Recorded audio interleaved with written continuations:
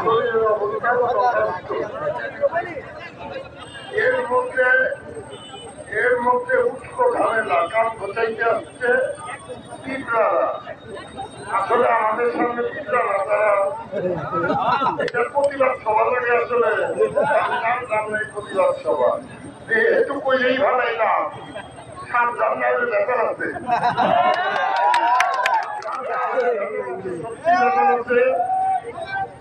আমরা মহাত্মা গান্ধী এককালে চর মারলে আরেককাল পাইতে দিব, ইনকালে পাথরতে দিব। কিন্তু গতকাল আনারসের সমর্থক, অর্থাৎ আমার সমর্থক, তাকে একটু মারপিট করছে, একটু না ভালো এটা বিক্রি করছে বলেন আপনারা। আমি প্রথমে ধন্যবাদ দেই প্রশাসনের। আমি যতটুকু ঘুরেছি তাতে দেখেছি যে একদম 100% তো কিছু হয় না, 99% এইবারে নির্বাচন সুষ্ঠু হয়েছে। তত কমই ভোট করুক, কিন্তু ভোট সঠিকটাই করেছে, যার ভোট সেই দিতে পারছে। কম ভোটও হয় না, অর্থাৎ গুন্ডাদের মাথা গেছে গরম হয়ে, বলে তো দিতে পারবো না। জিততে গেলে যে জিনিস লাগে, কি জিনিস লাগে জানেন? ভোটে জিততে গেলে মানুষের বিশ্বাস আর ভালোবাসা, সেটা মানুষের প্রতি রাখছেন।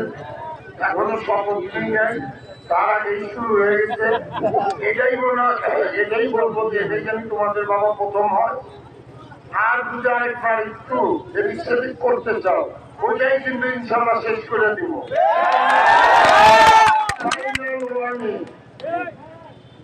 এখন কিন্তু আর আমাদের রাস্তার লোক বলতে পারবা না, কোন দলের লোক বলতে পারবা না। আমাকে যে চেয়ারে বসাইছে কালীহাটির মানুষ আস্থা রাইকা বসাইছে, এই আস্থা এই বিশ্বাসের মর্যাদা আমার মৃত্যু দিয়া হলেও দিব।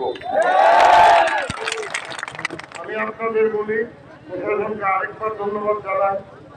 এখনো কিন্তু আমরা নির্বাচনী পরিবেশের মধ্যে আছি, 24 ঘন্টা যায় নাই, আবহাওয়া চলছে। আমাদের যে নির্বাচন করছে টাঙ্গাইলের এডিসি জেনারেল, তাকে আমি অনুরোধ করবো এই বিষয়টা খুব গভীরভাবে আপনি দেখেন। অত্যাচার হচ্ছে, যাতে আমরা উত্তেজিত হই, যে কোনো একটা ঘটনা ঘটাই, এটার একটা ষড়যন্ত্র হচ্ছে। আমার কাছে রিপোর্ট হচ্ছে, অফিস বন্ধুদের কাছেও আছে। তো আমি বলবো একটু ধৈর্য ধরেন, আপনারা চেয়ারটা পাইয়া নেন। আবার পৃথিবী চেয়ার পাওয়া কিন্তু চেয়ার পাবো না, আমি বলছি কিন্তু আপনারা চেয়ারটা পাইয়া নেন। সমস্ত ষড়যন্ত্রের মোকাবেলা ইনশাল্লাহ করতে পারবো, আপনাদের ভয়ের কিছু নাই। একটু ধৈর্য ধরেন, একটু ধৈর্য ধরেন। যা করার সত্যি সিদ্দিকী সাহেব আছেন, তার পরামর্শ নিয়ে করবো।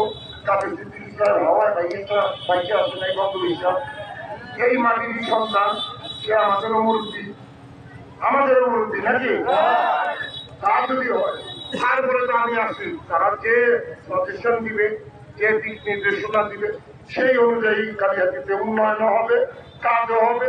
আর এইসব সন্ত্রাসী এটা কিছুই না ভাই, ভয়ের কিছু নাই। আপনি দায়িত্ব দিতে চেয়ারটায় বইয়া নেই, ইনশাল্লাহ এরও ইঞ্চি থাকতে পারবে না।